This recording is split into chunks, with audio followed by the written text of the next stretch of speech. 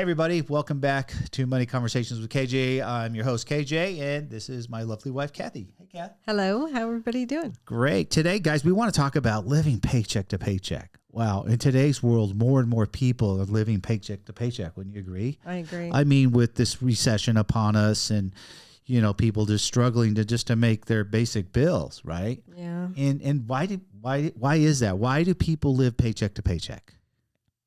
Well, one reason is they're not budgeting themselves. You know, you're right. And we find that out because, I mean, I remember before we budgeted, right, that you don't know where to start, right? Mm-hmm. Where should I start? Or some people do, I call it mind budgeting. They think like, okay, I'll pay, I'm getting paid. I'll choose round numbers. My paycheck's $1,000. I got to do $500 toward the mortgage or rent and groceries. And then they just do in their heads and they think I got $200 left over or $100 or whatever it is. Right. Yeah. And that's easy to forget some things. Yeah. You forget things. Right. And so what's one of the first things we should all do when we get our paychecks? Pay yourself. It's exactly right. Because if you pay yourself first, guys, what happens is over time, obviously, right? You're paying yourself first and you'll have money in the bank. So when things happen, things are getting more expensive. Maybe you get hurt, you get laid off, whatever. We want to get ourselves first into the situation of being financially secure, right? Share with everybody what financially secure means. So financially secure means when you have all of your expenses for at least 6 months put away into a separate account that is accessible to you when you need an emergency, right? Because emergencies happen, right? Right. Maybe a transmission went out on your car and you didn't expect it. But how often do emergencies happen? Almost daily. Yeah, They can happen at any time. Yeah, they can happen at any time. But I mean, for us, we're just regular people that, you know, every month it seems we're paying for something we didn't anticipate, right? It's just something. And I think most people are that way, where just every month you could think about it. Just think back. What expense did I have that as I want to try to track my expenses? And we can all do the basic ones, which are real easy. You know what your mortgage/rent might be, your car payment, your insurance, your utility bills, depending on the time of the year. You know basically what those things are, right? Mm-hmm. But then things pop up like, your car. Something goes wrong with your car and you got like a mechanic bill that could be, even if it's just one tire or, oh shoot, it's time to change the set of tires on the car, which is about every 2 years, right? But most people don't like put the money away just for a set of tires. So you got to have it. So, you know, these are the reasons why people live paycheck to paycheck, because you're not budgeting your money and really putting money in vehicles to put away to have for the AKA rainy day, right? Mm-hmm. What are some of the other reasons you think that people are struggling out there?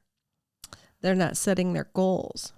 You know, I love teaching goals because I think if people realized that setting your goals is a roadmap to your financial future. It so really is, and people don't understand that, right? It just it's a mindset that we have to have this mindset shift, I believe, to if I set my goals and I follow them, then you'll and budget together those things. What happens? And then you've got money. You've got money, right? You're not going to worry about it. And what about the people out there that argue and say, "Hey, I don't make enough money"? Well, then you think you should probably educate yourself to get a better job. Well, you get a better job or just start living within your means. True. Right? You've heard that term, live within your means, which living within your means means what? Understanding. Not overspending, not buying things you don't need. Right? I mean, really learning about your wants versus your needs, right? And most people spend money on what? Wants. On the wants, right? I want to go to dinner tonight.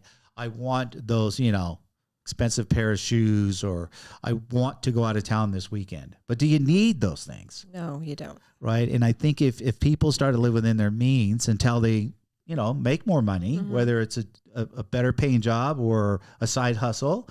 I mean, a lot of folks now in today's world will do a side hustle to make extra money because they don't make enough money. Right. Right? But what do they usually do with that money? Then they spend it. Right. I mean, it's just, I can share with you, we're both in the real estate business, and I see so many agents out there, they start making money, more money, and what happens the more money they make?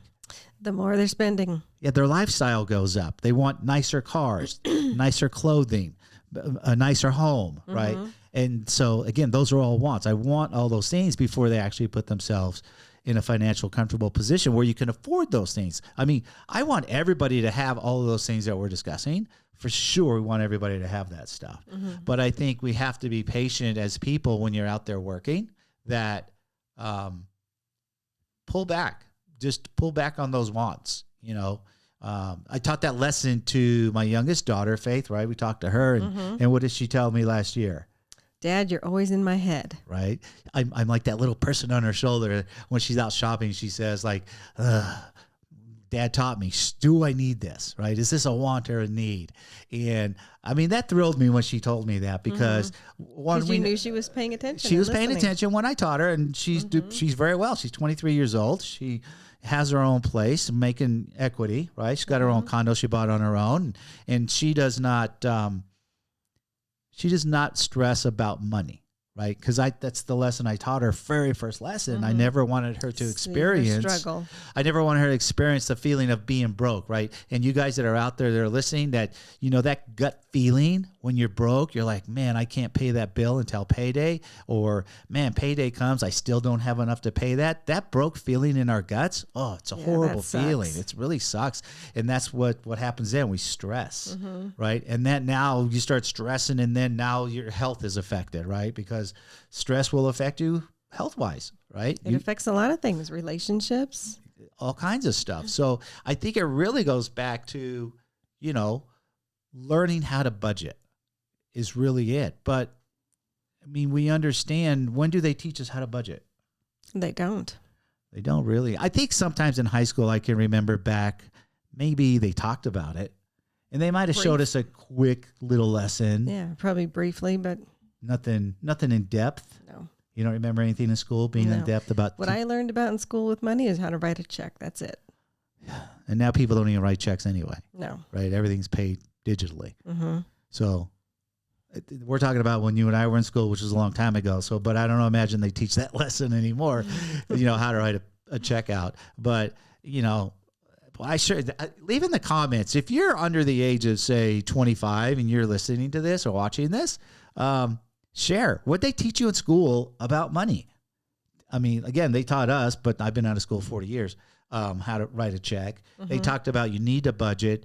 They did some quick budget, you know, fundamentals. But how can people budget today? Where can they learn this? You can go online. There's plenty of resources. There's a lot of resources. I'll give you guys, there's one out there that I think most people have heard. There's an app you could download, Mint, M-I-N-T, right? You can go online, mint.com. Go on your phone. You can go on your phone. They have a free version and they have a paid version, right? Paid version, more in depth, going to get really detailed in your budgeting. But you could do your basic budgeting on that app for free, right? It's all about plugging in all of your information. I mean, how you get debit card or credit cards or any way that you spend your money. And I highly recommend doing that, and don't use cash. Because if you use cash, then you have to manually put that in. And if you use mainly your cards, right, that app tracks it for you automatically in categories, meaning like it'll tell you how much money you spend on food. It'll tell you how much money you spend online. Let's say you buy stuff on Amazon, right? It'll tell you on merchandise, online merchandise, right?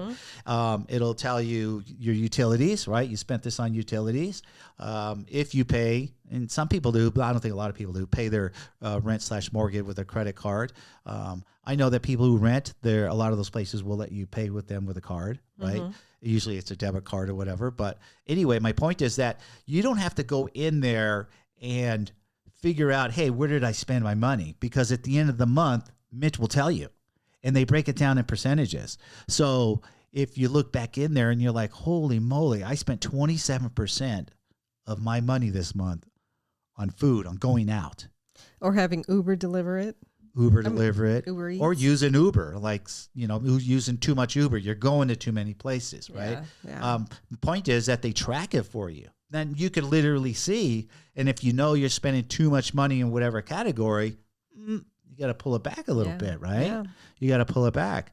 Another reason I think that some of you guys are out there maybe living that paycheck to paycheck is that you're commingling money, right? Yeah. What should they do not to do that?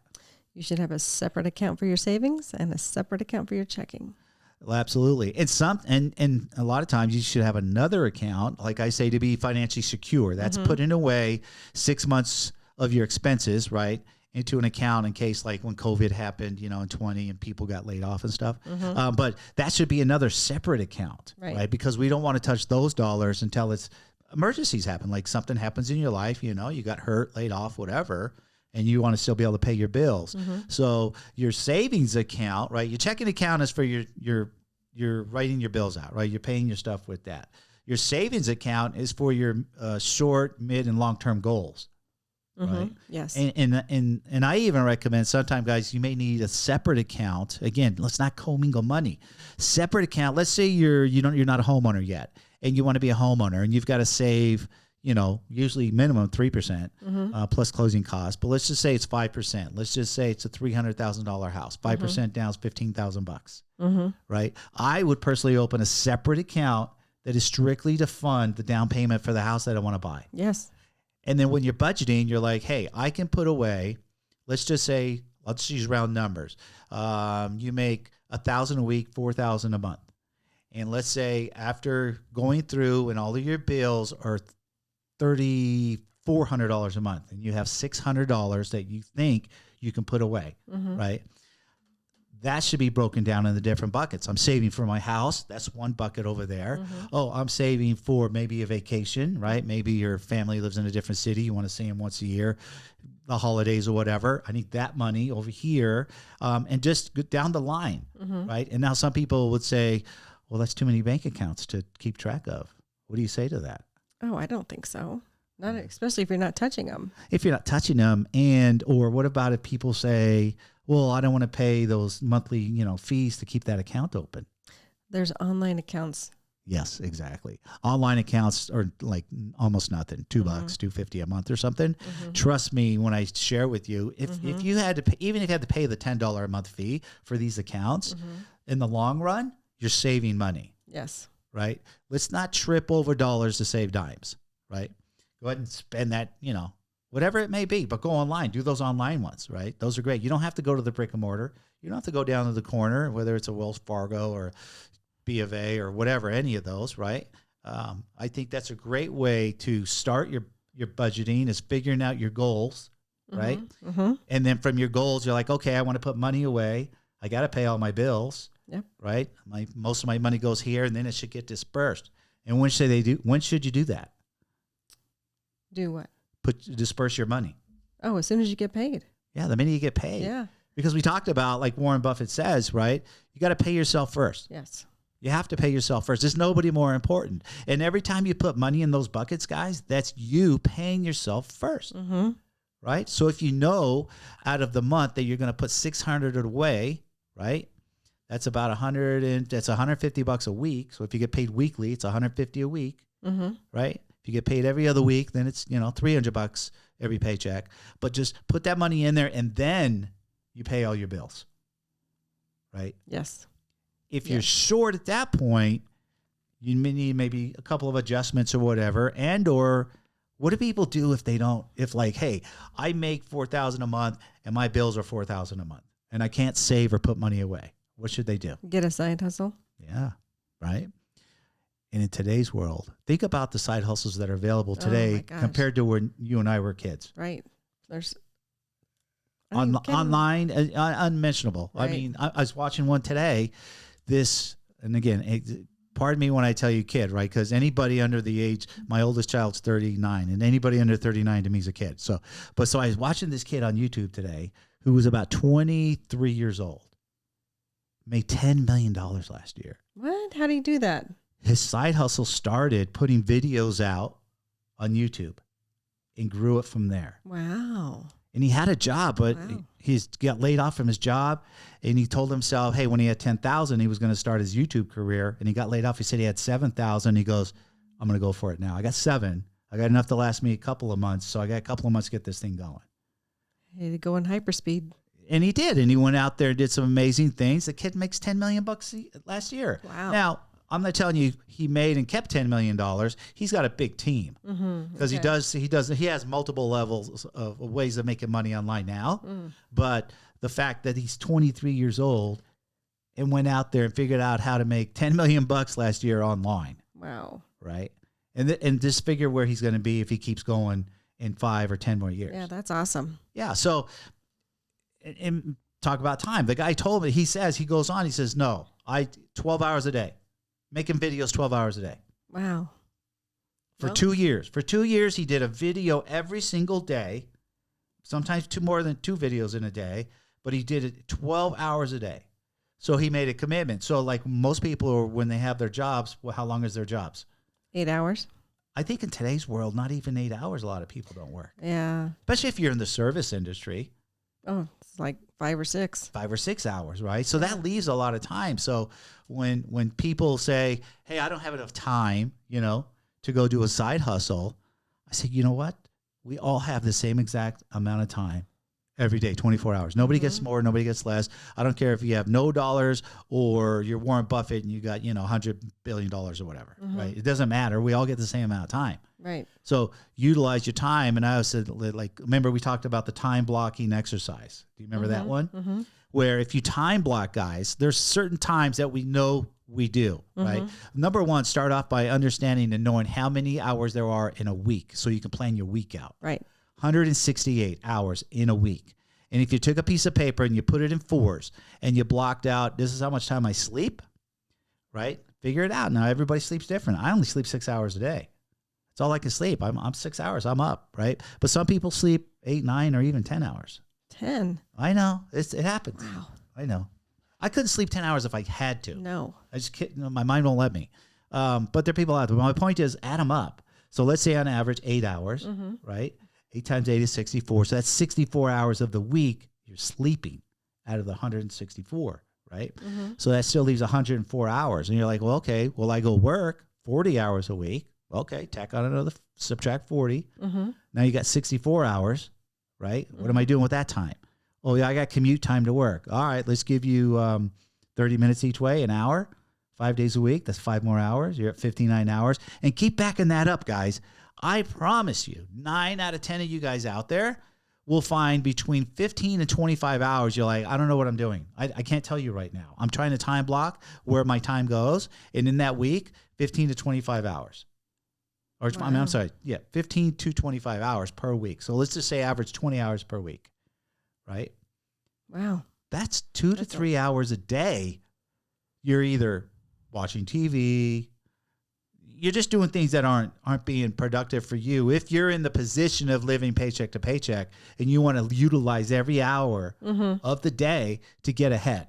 Because if you don't, then who's to blame for you living paycheck to paycheck? Yourself. Right? And there's tools out there. Guys, I love helping people with this stuff. Leave some comments out there. Let me know what's going on. I'd love to help you. It's just about getting the right mindset, having the right path, right? Having the right path to get where you want to go will get you there. Yes. But not having a plan, not having being disciplined, a structured plan of how you want to get there. I always like to use a phrase, it's like driving your car blindfolded. God knows nobody should do that, right? But no, every time we get in our vehicles to go somewhere, we know where we're going. The minute you start your car, you have a destination. It could be school, work, the store, I'm going to see a friend, whatever it is, there's an actual destination. And you probably in your mind already know the streets you're taking, the route, right? Yep. You already know that because you've probably been there numerous times or something, right? If you treated your life like that financially, you would not live paycheck to paycheck. You just wouldn't, because and if you didn't know you're going, you're looking at a map, which people should have a map. Yeah, a map is your budget. Your budget is your map. Yes. Right? And so that's the key, guys. People that don't want to live paycheck to paycheck are having a hard time. It just starts with the fundamentals. Get a budget going. Start tracking your money. Start tracking your time. You can get ahead. And let me just be honest with you here. I'm not telling you this happens overnight either. No, it's hard to do, but yeah, simple, not easy, right? Yeah. Discipline, simple, not easy. How much time it takes? Everybody's different, right? What's your learning curve? I don't know. How much above or below your means are you living, right? There's a lot of variables in there, but that being said, we've got to be able to get our budgets, actually work on them. So guys, you can go to mint.com, just go online. There's just dozens of them out there that you can use that are free. Some of them cost a few bucks, and it's well worth the investment if you had to pay, I don't know, $20 a month even, right? To keep you on track. Yes. We saw last week, we saw online some gal selling those sheets, those, what do all those sheets where you can keep track of everything. Oh yeah, Excel. It was Yeah. some kind of What was her name? What was her name? I can't remember. Yeah, this gal put together, and I'll put this in the link below because I'll find it for you. And anyway, she was selling spreadsheets. They weren't much. They were like $20. Yeah. Right. And all different types for goals, for your money, for everything. And she formats them. She formatted them all out. They could be right on your phone. Plug everything in. Yeah. Like, we'll go, maybe you're standing in line, killing some time. Go on your app, see where you're at. Maybe you're sitting in a doctor's office, killing time. I mean, there's plenty of times during the week when we're just having to kill time. Yeah. Even if it's only 2 or 3 minutes to go in on the app and check it out and see like, hey, wow, I didn't know I just did this last week. I need to make an adjustment, kind of a thing. So listen, I mean, I think we gave some good takeaways there. I think so. I hope it help somebody out there. We're all different. We all have different problems, but the commonality is we know right now it's somewhere in the area of 70% of America is living paycheck to paycheck. Yeah. 7 out of 10 people. Yeah, it shouldn't be that way. And do me a favor, guys. When you get this down, right, when you're like, okay, I'm going to go implement this. I want to get out of stop living. You've got to do what? You've got to share this information. Yes. You got to go tell your family, your friends, whoever you think or know that's living paycheck to paycheck. Like, guys, I just watched this video. I'm going to implement this. I'm going to get out of this cycle. It's a bad cycle to be in. It's tough. It's stressful. It's not unhealthy. So, all right. So we'll catch them on the next one. Yeah. All right, guys. Hope you had a good takeaway here, and we'll talk more about this. We'll keep it going. Let's just keep helping you guys with this money thing. All right. Talk to you guys on the next one. All right, guys, listen, if you like what you're hearing so far, do me a favor. Hit that subscribe button and also smash the like button and then hit the notification bell, because once you subscribe and you hit that notification bell, then every time we make a new one, guess what? You guys are going to be notified and you get to come and listen to the trainings that we're going to give you guys. So don't forget, hit that subscribe button. All right, thanks.